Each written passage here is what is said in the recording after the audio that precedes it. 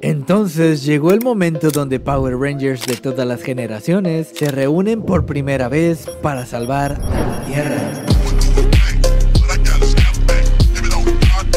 Y esto pasó en los Power Rangers Super Mega Force. Después de que el emperador Mabro vio cómo sus secuaces cayeron uno por uno, decide por su cuenta conquistar a la Tierra y reúne a millones de secuaces para esto. Aún así, los Mega Force pudieron destruir a cientos de naves y derrotar a Mabro, pero aún habían millones de enemigos por derrotar. Aunque los superaban en números, estos no se iban a dar por vencidos. Pero a lo lejos, un rayo de esperanza se asomó, y es de esta manera que pudimos presenciar a cada Power Ranger legendario, y al final vemos como todos juntan fuerzas y salvan a la Tierra.